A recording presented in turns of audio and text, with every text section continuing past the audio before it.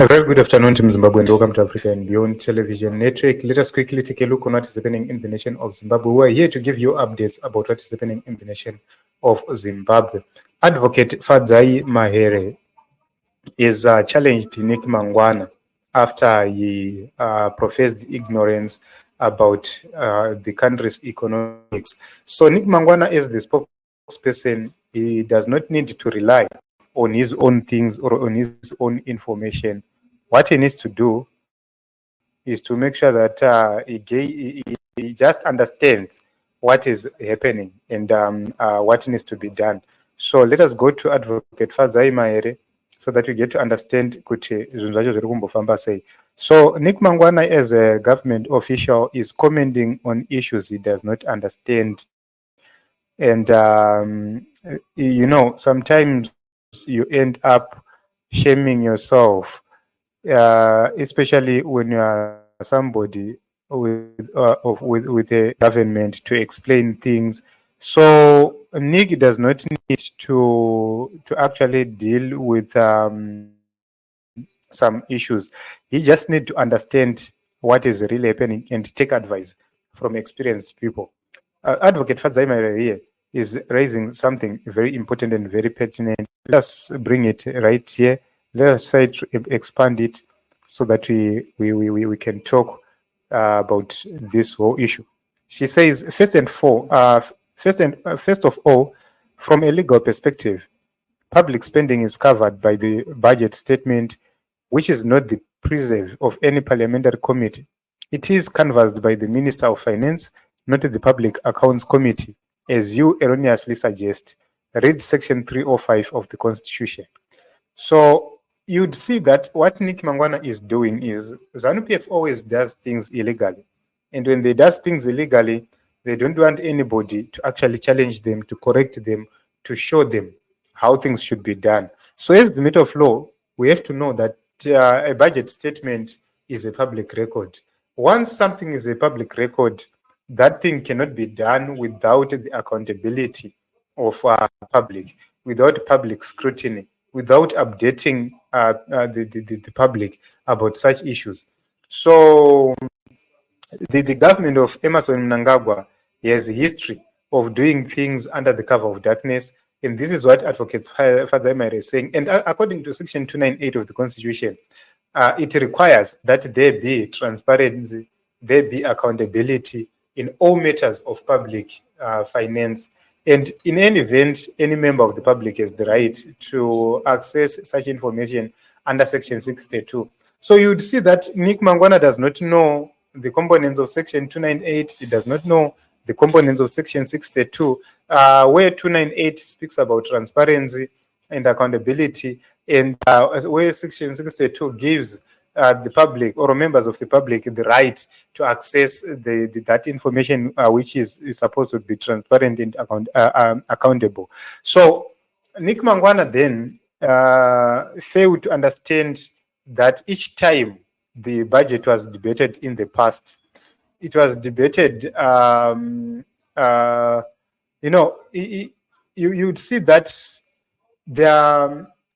there are what are called portfolio committees, and there was no mention of the issue about the budget. This is the problem. The issues being asked here by Advocate Fadzai Mahere were never mentioned in the presentations. And she's talking about presentation of a project which has come as a slap to the face of Zimbabweans. Remember that project iri kutaurwa nezvayo is a project ye-18 villas dziri kuvakwa kuMount Audubon, which was not budgeted for. This is what Advocate Fadzai Mahere is actually raising, to say it's not bad to build villas iwayo if there is need to, but it becomes bad when you do it quietly and hiding behind some faces or some shadows. So how can you justify that the government has put out 2 billion begging bowl for food aid, but at the same time they are actually building luxurious villas for the SADC heads of state vanodzokera kudzimba dzavo? That is something very important. So this is going to just happen for a few days. Vakomana votokwira ndege dzavo dzavanenge vakabva nadzo votodzokera nadzo kwavo. But imimi kuno kuZimbabwe vanhu venyu vane nzara vachirara nenzara, probably dying of hunger. Okay, we cannot talk about poverty. Yes, projects can happen even if in the presence of poverty and hunger. But we still have knowledge and information that for the past 2 years, the cancer treatment plant or machine, the last cancer treatment machine at Parenyatwa kissed goodbye 2 years ago and has never been repaired. Mari iri kudiwa imari shoma shoma around 600 United States dollars, but iri kushaikwa so that they diagnose the problem of that machine so that it is repaired.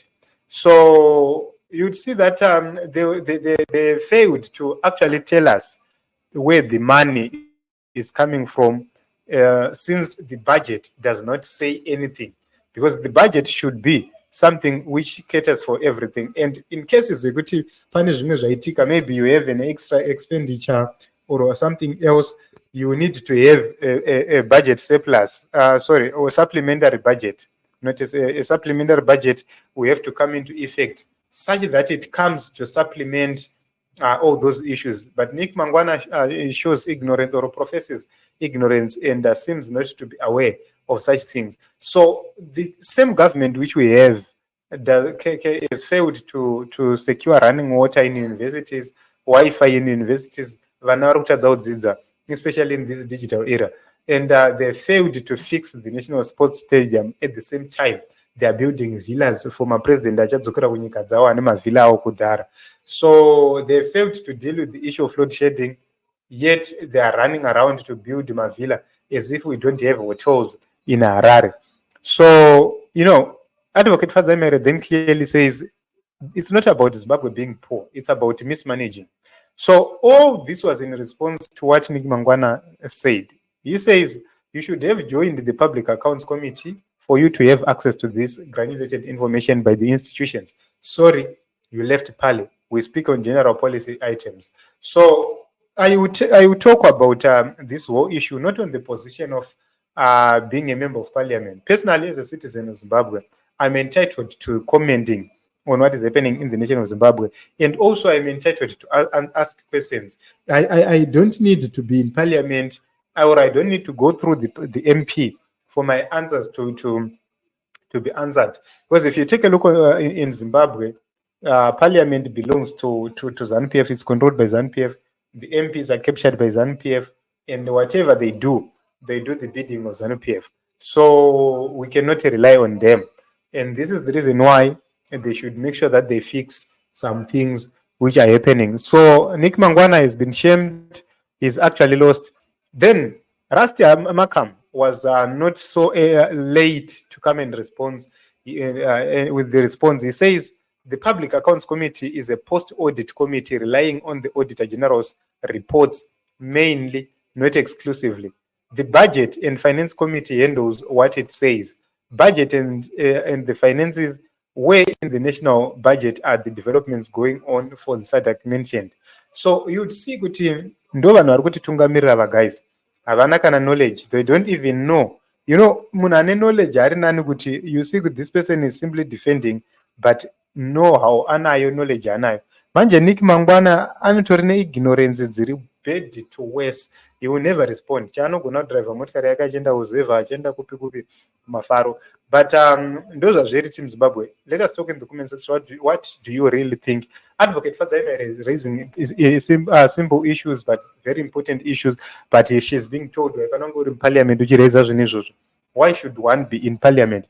Does it mean us who are not in parliament, we are not allowed to ask?